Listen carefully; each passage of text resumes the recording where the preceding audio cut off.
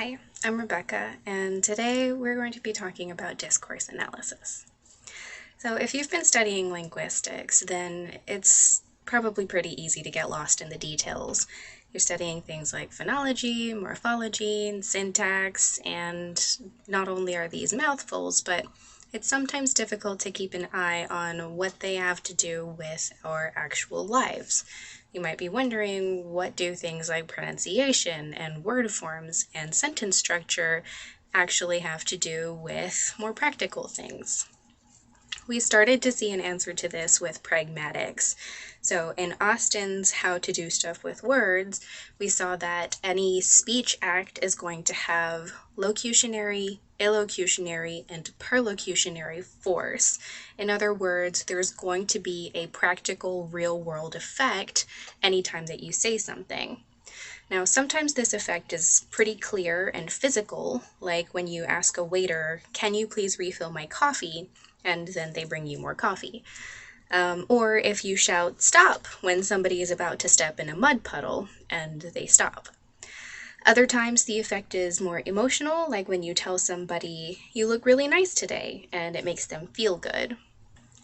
This kind of direct cause and effect relationship between language use and a real-world outcome is pretty clear, but less clear is the effect of language that is not designed to have this kind of one-to-one real-world effect. But every time that we use language, whether we're speaking or writing, we are sending lots and lots of signals to our listeners and readers. Some of them are intentional, some of them are not, some of them are spoken, and some of them are implied. But in any case, all of these signals are being sent and received, whether we mean them to or not. The analysis of this kind of context-dependent signaling and the interpretation of this kind of signal, that's really what discourse analysis is. So first, the question that we're going to need to answer is, what is discourse analysis? A simple definition of discourse is going to be any instances of language in action.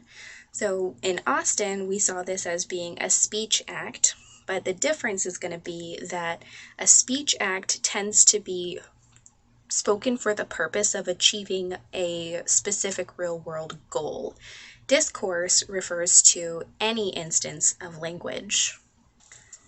It might be easiest to illustrate what discourse is through an example. So consider if there are two friends speaking and Alice says to her friend, "Do we have any apples in the fridge?" And Zoe answers, "I don't think so." So in this case, that phrase, "I don't think so," is referring to Zoe's belief that there are not any apples in the specific fridge that Alice was referring to. So in other words, the abstract notion of the phrase, "I don't think so," being that the speaker does not believe that something is the case, it seems to be meant literally here. However, consider another speech act that Alice can make. So suppose she says, "You won't believe this. I went on a date with Jordan last night, and he expected me to pay for his meal as well as mine. I don't think so."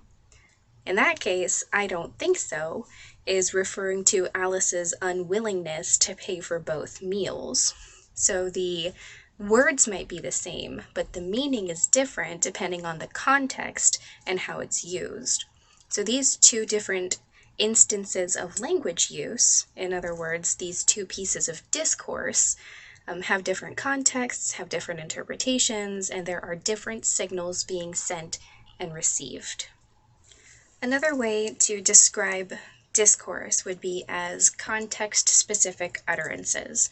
In other words, it's language use that depends on the space and time and speaker and all of these factors around the actual language that's being used. In this way, it is distinct from language in the abstract, where, like we saw, a phrase like "I don't think so" might mean something in the abstract and mean something totally different in context. So discourse analysis, then, is breaking down specific instances of language use, and the purpose is to determine their significance and their effects. So a lot of the time in speech act theory with pragmatics like we saw in Austin, the effects are going to be pretty straightforward. In discourse analysis, if we're looking at significance and effects, and it's all dependent on the context, it's going to get a little bit more complicated. So a key notion in discourse analysis is that with everything that we say, we're not just saying something. Not only are we saying, but we are also doing something in the sense of Austin's pragmatics, and we are also being something. In other words, we create ourselves with what we say, and also our society creates us in the language that it teaches us to use. So anytime that we use language, it's never in a vacuum. We are speaking into a larger context, and discourse analysis pays very close attention to that context and everything that it might mean. Let's go back to our example of Alice telling her friend about this date that she went on. In this utterance, she is saying that she went on a date with Jordan and that he tried to make her pay for his meal. What she is doing is having a conversation with a friend. So she is informing her friend about something that happened in her life. And what she is being is she's being a confident woman. She's showing that she is not letting herself be stepped on. She's showing that she is a straight woman, considering that she went on a date with a man, and she is also being friendly and putting herself on equal terms with her friend. So there are lots of things that she is saying and doing and being. This is by no means a complete list, but what this example does show us is that there's a lot that can be gleaned and analyzed out of any single utterance. And whatever somebody is saying, it's not just saying, they're also doing and being something as well. If semantics tells us what we are saying and pragmatics tells us what we are doing, then discourse and identity construction really tells us what we are being with every utterance. Back in the 1980s, a famous feminist philosopher named Judith Butler came up with this idea that gender is not an inherent thing, but rather a construction. What she means by this is society teaches us how to be whatever gender we are assigned. So I, being a woman, am not inherently a woman with all of the characteristics that we would today consider to be feminine. Rather, instead of this being an inherent thing, I have been taught how to act like a woman. So I have been taught how to modulate my voice. I have been taught to respond to feminine pronouns. I was given a female name, Rebecca, and I have in every case been referred to as a girl or a woman or all of these feminine signals that have taught me how to play the part of a woman. Now, obviously, people do not always believe in the identity that was assigned to them at birth, and the fact that there are trans men, trans women, non-binary, and intersex people who don't fall into these clear categories should be proof enough that there's nothing inherent about the gender that we are taught to be. Instead, a society teaches us how to be whatever it wants us to be. And this is also clear in the differences between cultures. So an American woman is taught to act a certain way, and a Korean woman is taught to act in a different way. An African woman is taught to act in a different way. There are lots and lots of different ways to be, and in every case, it is our societies that teach us how to be what we are supposed to be. This is called construction, and the process of teaching people how to act this way is called socialization. So I was socialized to be a woman and to act like a woman. This obviously has strong ties to how we use language. So in the same way that I was taught English, even though I had the potential to learn any language when I was born, I was similarly taught to be an American woman, although I had the potential to be taught to act in any way, according to the norms of any given society. Linguistic identity construction refers to the power that language has to socialize us into the types of people that society expects us to be. We can see the gendering in language, for instance, that has a strong effect on our gender constructions and our gender identities.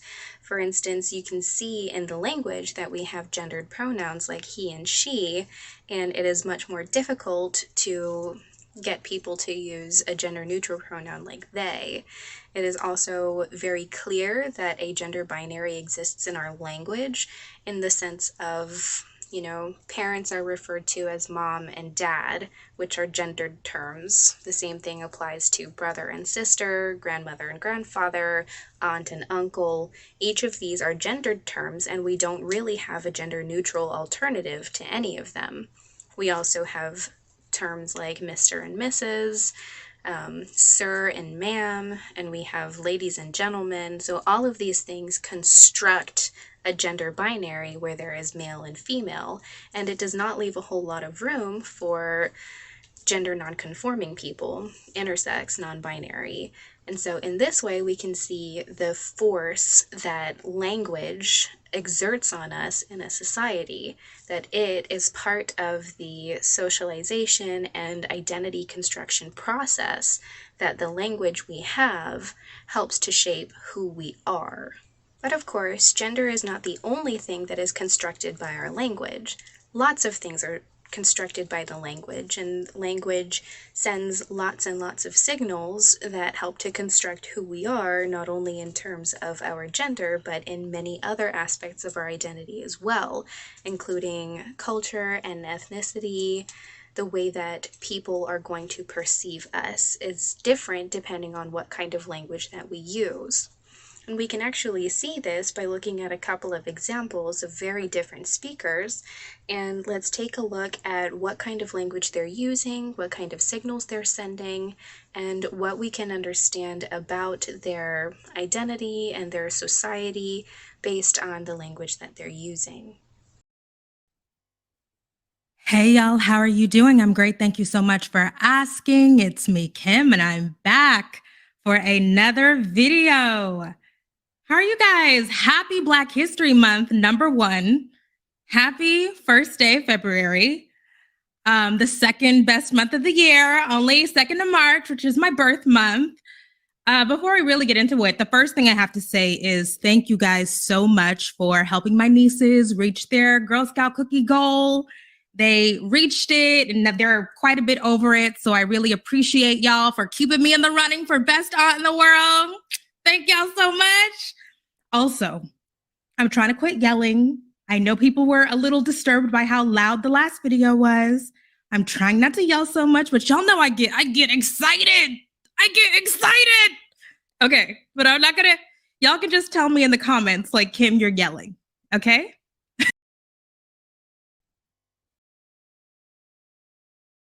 Random people are more likely to let you bum a dart if they think that you have a real job. So this is very essential to my life.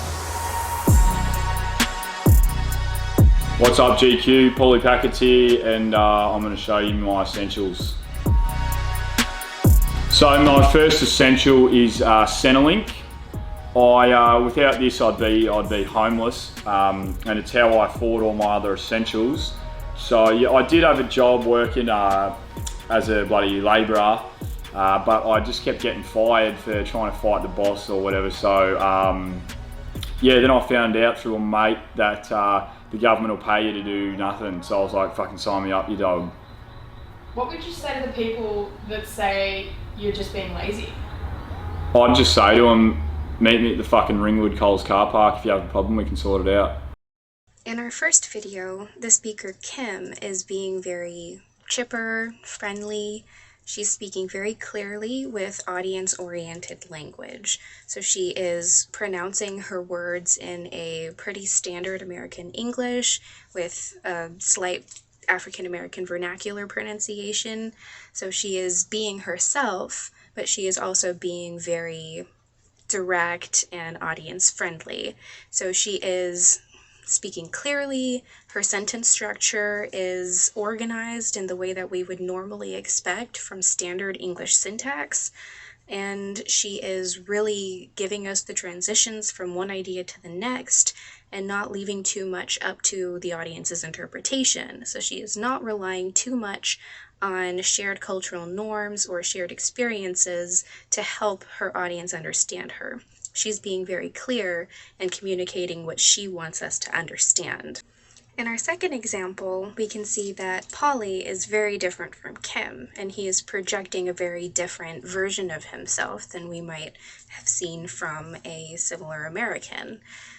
He has a very mumbling pronunciation. He uses a thick Australian accent with no attempt to make himself more intelligible to an international audience.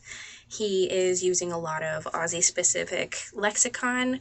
There's the term mate that he uses, which we don't usually use in America and many other English-speaking nations. He uses the term bum a dart, which refers to borrowing a cigarette, and he has a reference to the Ringwood Coles car park, which is referring to the parking lot of a very specific store. So that's the store Coles in Ringwood, Australia. He uses lots of profanity, he speaks with aggression. He is all around less friendly than Kim in our first example. To get a little bit more specific with our comparison here, we can look at some of the aspects of linguistics that we have covered before and see how each of these aspects of linguistics is reflected differently in our two speakers. First, let's talk about phonology, which is pronunciation. Now, we had talked before about the differing accents between these two speakers, and certainly the accent that Kim is using is American, and the accent that Polly is using is Australian. But even more than that, Kim's pronunciation is very clear. She is speaking with her audience in mind. She is projecting a self that is of a certain class and of a certain respectability, whereas Polly is not as concerned about his image and is projecting a self that is more casual and even somewhat less accessible. So he is speaking to a very tight-knit group that doesn't really need to include anybody else, and you can tell that from his mumbled and heavily accented pronunciation. Secondly, morphology refers to word construction, and you can tell according to Kim's word construction that she is following the usual structure of English, American English, how we would expect it to be constructed. The same can be said of her syntax. She is using clearly constructed sentences that are really easy for a reader to follow or a listener to follow, as opposed to Polly, whose word forms and sentence forms are not as rigidly constructed, so he is not as concerned about the standardization of his language. Semantically speaking, it's the same. Kim is using words that are familiar to a very wide audience. She's not using any specific terminology that would be inaccessible to an international audience. And Polly, on the other hand, is using, as we saw, terminology that is very specific to Australia. Not only Australia, but the Ringwood area of Australia, where he is using very specific terminology, again, for a very specific audience. So in all of these phonology, morphology, syntax, semantics, these aspects of linguistics that we've been learning about, you can see that in this particular example of two instances of discourse, that the speakers are using each of these in very different ways to project very different selves to the world. There are lots of reasons why these two speakers might be very different from each other. One, like we talked about before, is they have been socialized by different societies. So Kim is American, and she has been socialized according to American norms. Polly is Australian, and he's been socialized to Australian norms. Further than that, Kim is projecting a feminine version of herself. She has been socialized according to American femininity, while Polly has been socialized according to Australian masculinity. So there are very big differences in how they project themselves. There is also a big difference in what their goals are. So Kim, being a streamer, has built a community around herself and is directly addressing her viewers. So she's being very friendly, she's thanking them for their support, she is all around fostering this feeling of friendship and cooperation between herself and her community. On the other hand, Polly is doing a skit where he is talking about the essentials for a bogan in Australia. Now, the term bogan refers to, according to Wikipedia, a person whose speech, clothing, attitude, and behavior are considered unrefined or unsophisticated. And that is the persona that Polly is projecting, where he is being as bogan as possible. So both of these are putting on a different persona, and they are both acting quite different from each other, not only because of the different societies and genders in which they have been raised, but also because of the differing goals that they have, differences in who they're speaking to and why. And with this contrast, we can see one of the most powerful ways that language is used. The language we use is a big part of how we construct who we are and how we want others to see us. Within speech act theory, performativity refers to any of the effects or actions that can happen as a result of a speech act or an utterance. But this notion was expanded by Judith Butler to include a lot more than just speech. So the performativity of Butler includes things like tone, demeanor, appearance, style, and basically anything else that involves a decision that we make regarding how we're going to interact with other people. So according to this notion, performativity just refers to the way that we project ourselves and how we want others to perceive us. Although normally we would consider performance to be the kind of thing that just actors do, it really does not have to be dishonest or fake in any way. We are all performing all the time. Consider, for instance, the way that you might act if you were trying to find a date. The way that we flirt and project ourselves with potential partners is very different than the way we might project ourselves in any other situation. You try to present yourself in the best light possible. Another example of performativity where I might be performing a certain version of myself would be when I'm speaking to my 3-year-old, where my mom persona is very different from my speaking about linguistics persona. And these are not dishonest versions of myself, but they are different versions of myself. As we were saying before with discourse analysis, where everything that we say involves saying, doing, and being, performativity refers to the doing and the being. In other words, every time that we say something, one thing that we are doing is constructing who we want to be or how we want others to perceive us as. Now, everyone has many different versions of themselves that they project in different situations. Consider, for instance, a student who has a certain demeanor in the classroom where they might be quiet and respectful and not very loud-spoken. They might avoid profanity, etc. And then later, when they're talking with friends, they might be very outgoing, louder, they might use profanity, and they will all in all be a lot less formal and much more casual in that situation. It's going to be very different if that same student goes home. The way that they interact with their parents or their siblings will be quite different. If that same student goes to church, then their persona there is going to be very different as well. The process of switching in between one version of ourselves or one persona and another persona or version of ourselves is called code switching. We use whatever code is going to be the most appropriate in any given situation. Now, a lot of the time, the way that we switch between one code and the next is going to be linguistic. So our language choices and the linguistic aspects that we were looking at before can vary from situation to situation, and by changing the way that we speak, we are changing the persona that we are projecting.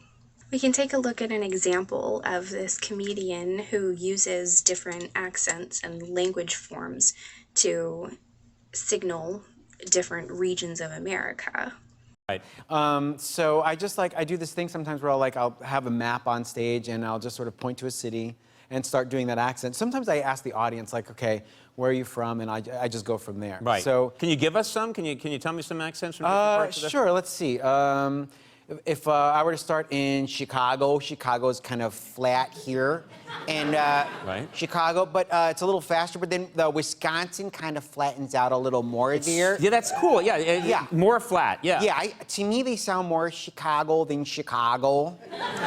And then Minneapolis starts to kind of go in here a little bit, almost Canadian. Yeah. And oh yeah, and then through Montana, it starts to. There's a sort of they put a Y in some of the vowels. Or Montana, and then going west, and then Seattle is a very presentational accent. Seattle is very. It's like they're presenting you. Every Yes, I word. go there all the time. My wife is from Seattle, and we go there all the time to see her parents. And yes, you're exactly right. They always act like they're showing you a new car they bought. When, Yeah, it's like a little. Every word's like a little gift. Yeah, yeah. And then going down through Portland. Portland's kind of a sort of. Well, you would know Portland, yeah. Yeah, it's sort of emphatic but quiet. But of course, many more linguistic choices contribute to our code switching. For instance, vocabulary, sentence structure, pronunciation, all of these things are going to vary depending on what context and what persona you are trying to fit into. To put this all together, let's take a look at two more examples, two more instances of language in action, or in other words, two more instances of discourse. And let's take a look at the two different speakers, the differences in their language use, and for what reason they might be projecting these particular personas. So some questions we can ask ourselves are, what are they saying? What are they doing? And what are they trying to be? As well as how do we understand this and why might they be doing this? This is called a teddy bear choya because of the thick coating of spines on it.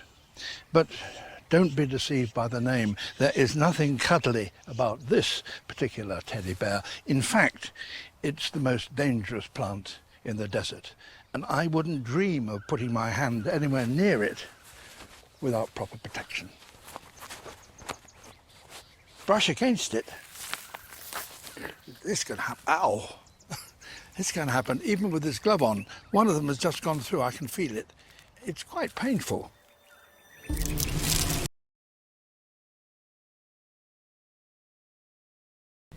You insert a tip of the knife into a large, heavy potato. Look, it's barely holding it. Now, if I take a mallet and I hit the handle like this, what will happen? Will the potato drop? Let's check.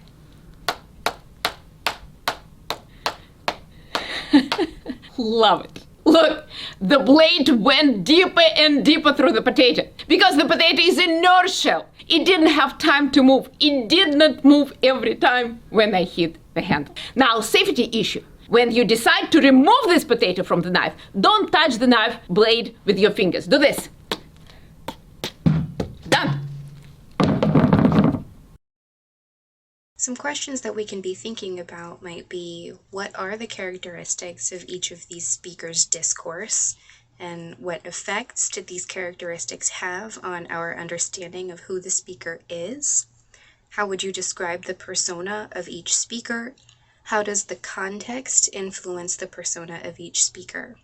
And lastly, we can compare Sir David Attenborough and Dr. Tatiana Erukimova's performances. Some of the characteristics were that both of them were being informative, both of them were trying to teach the audience something, so they were using a teacher's persona.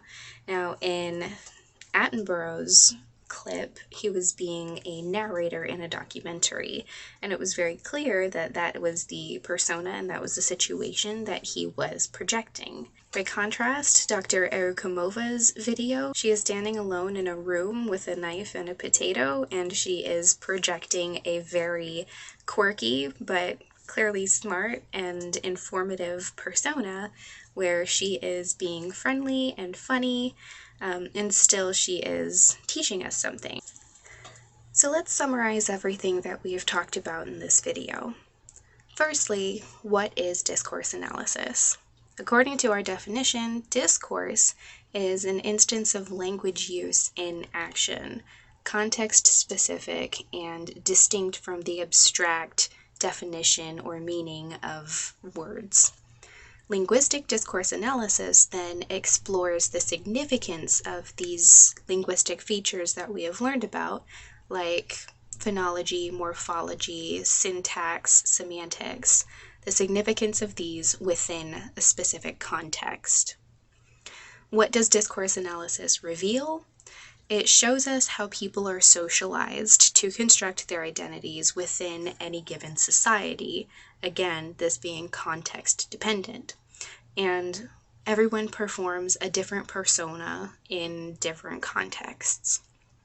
So finally, linguistic discourse analysis really allows us to see how people's language use fulfills context-specific purposes. Thank you for watching. I hope you've learned something about discourse analysis, and I hope that you can apply this and think about what the significance of some language can be in the future, because as we saw, we are always performing all the time, and being on the lookout for how people are performing and why can give you a lot of insight into how people are and what they want you to think that they are.